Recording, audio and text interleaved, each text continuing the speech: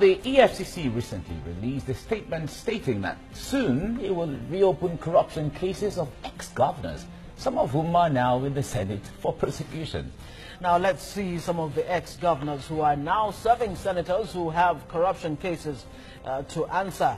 Over 15 ex-governors won Senate seats in the 2015 general election, with many of them having cases of corruption ranging from misappropriation of public funds to money laundering hanging over their necks.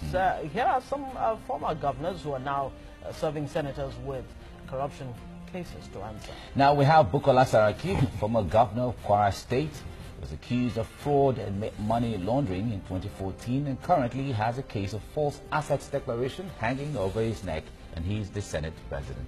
And Godswill Akpabio, a former governor of Akwa Ibom State, widely known as Uncommon Governor when he held sway in the state for 8 years, is being investigated for corruption.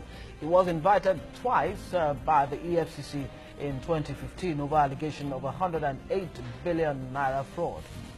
And the former governor of Abia State, Theodore Orji, was allegedly linked to the withdrawal of 5.6 billion naira in cash from the state's accounts in a commercial bank against the regulation of the Central Bank of Nigeria. He was arrested and detained by the EFCC for a period of time. Adamu Aliero, former governor of Kebbi State, is reportedly being investigated by the EFCC over a 10.2 billion naira fraud. Former Ebonyi State Governor Dr. Sam Egwu allegedly misappropriated close to 80 billion naira while in office as governor between 1999 and 2007. We also have Joshua Darie, former governor of Plateau State. He was arraigned by the EFCC in 2007 on a 23-count charge bordering on money laundering and other corruption charges. The EFCC accused Darie of diverting about 1.2 billion naira of the state's ecological funds. And former governor of Nasarawa State, Abdullahi Adamu, was arrested by the EFCC in 2010 for alleged embezzlement of public funds to the tune of 15 billion naira. Danjuma Aguje, former governor of Gombe State, along with 4 others, is facing an 18-count charge bordering on conspiracy and fraud to the tune of 25 billion naira instituted by the EFCC. In Section 66, subsection 1, paragraph A of the 1999 Constitution bars certain categories of Nigerians from being members of the National Assembly. The Constitution says a person shall be unworthy to make laws for the country if he has been indicted for embezzlement or fraud by a judicial commission of inquiry or an administrative panel of inquiry or a tribunal set up under the Tribunals of Inquiry Act, Tribunals of Inquiry Law, or any other law by the federal or state government which has been accepted by the federal or state governments respectively.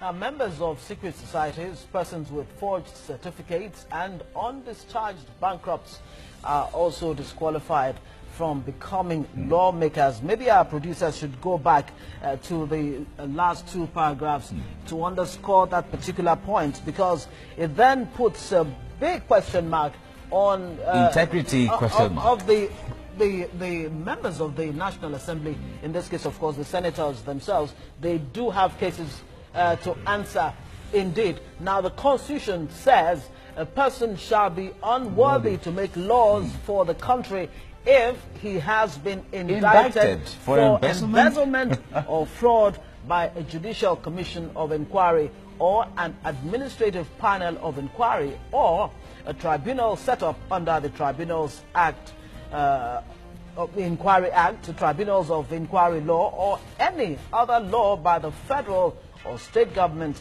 which has been accepted by the federal or state governments respectively.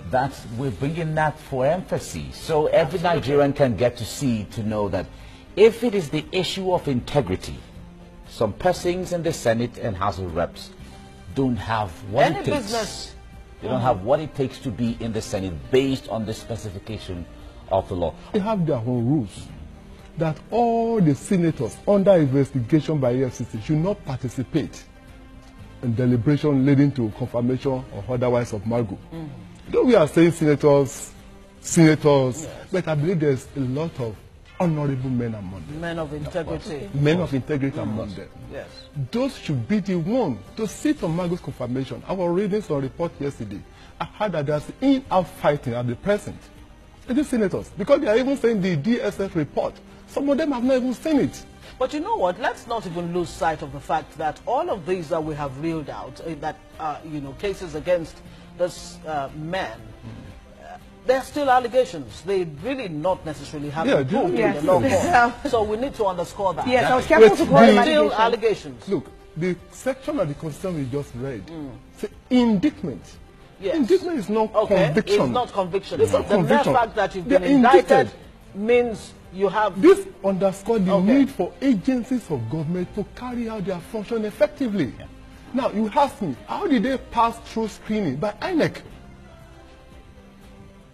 All these senators. When these indictments have been there hanging on their necks. 2-3 years, 4-5 years. Before they contested the election, how did they pass through screening from INEC?